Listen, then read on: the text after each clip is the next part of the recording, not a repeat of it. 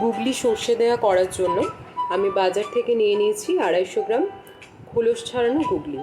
বাজারে খুব সহজেই খোলস ছাড়ানো গুগলি কিনতে পাওয়া যায়।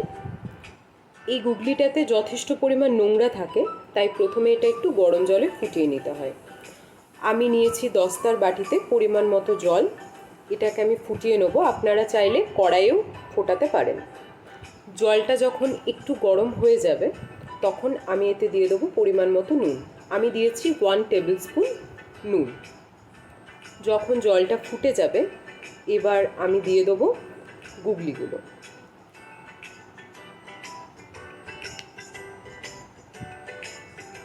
তিন চার মিনিট জলটাকে হাই ফ্লেমে ফুটিয়ে নিলেই গুগলির মধ্যে থাকা নোংরাগুলো উপরে সাদা ফেনার আকারে জমা হয়ে যাবে।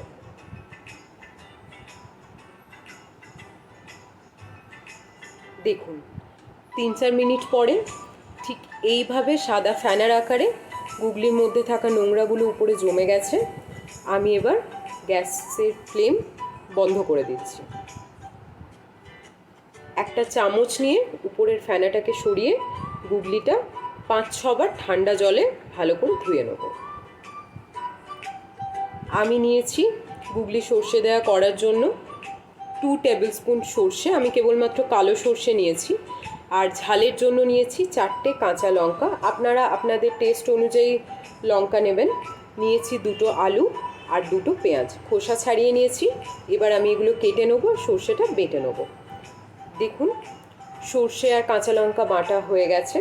পেঁয়াজগুলো আমি গোল গোল করে কেটেছি, আলুগুলো পাতলা পাতলা করে কেটে নিয়েছি। আর গুগলিটা 5-6 বার ঠান্ডা জলে ভালো করে ধুয়ে নিয়েছি। এবার কড়াইয়ে আমি পরিমাণ মতো তেল দিচ্ছি। আমি করছি লো ফ্লেমে। তেলটা যখন একটু গরম হয়ে যাবে আমি দিচ্ছি 1 টিস্পুন পাঁচফোড়ন। আপনারা চাইলে মিডিয়াম ফ্লেমেও করতে পারেন। প্রথমে দিয়ে দিলাম কেটে রাখা পেঁয়াজগুলো আমি 2-3 মিনিট মতো ভেজে নেব।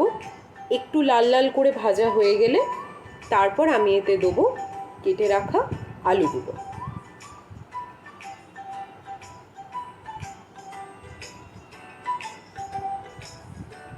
দেখুন পেঁয়াজটা একটু লাল লাল করে ভাজার পর দিয়ে দিলাম আলুগুলো আমি পাতলা পাতলা করে কেটেছি এই জন্য, তাতে সেদ্ধ হতে টাইমটা খুব কম লাগে। আপনারা চাইলে আলুটা একটু বড় বড় করেও কাটতে পারেন, সেক্ষেত্রে সেদ্ধ হতে সময়টা একটু বেশি লাগবে।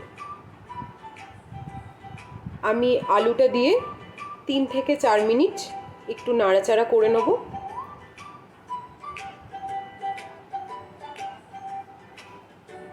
এবার আমি দিয়ে দিচ্ছি গুগলিটা দিয়ে 3 থেকে 4 মিনিট আমি একটু নাড়াচাড়া করে নিচ্ছি।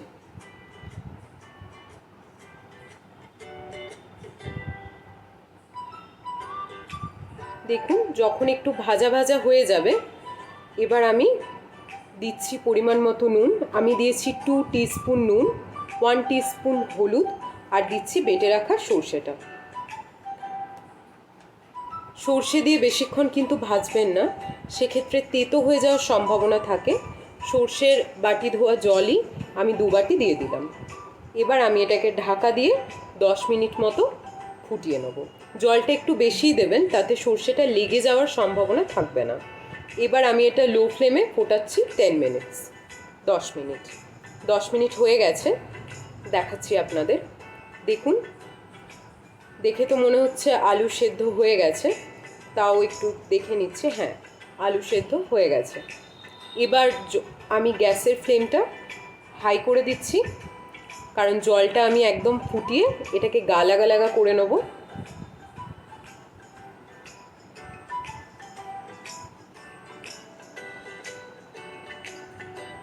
দু 3 মিনিট হাই ফ্লেমে ফোটার পর এতে আমি দিয়ে দিচ্ছি 2 টিস্পুন কাঁচা তেল, সর্ষের তেল।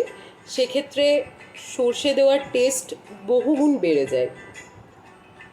এবার এটা আমি নেড়ে নিচ্ছি আরও 2-3 মিনিট মতো হাই ফ্লেমে।